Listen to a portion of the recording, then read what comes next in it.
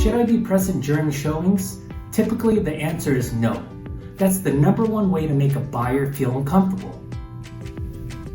They can't walk through the home and comment and ask questions with their party freely. Remember this, as an owner, you have history with the property and some level of attachment, so it's only natural to have tendency to be argumentative if a potential buyer makes a slightly negative comment. This will definitely turn off a lot of the buyers. If this is your first time on my channel and you want to know everything about Bay Area real estate, subscribe below, hit the like button so you can learn about the current market. Hi, my name is Gwen with Intero Real Estate, and I grew up here in the Bay Area.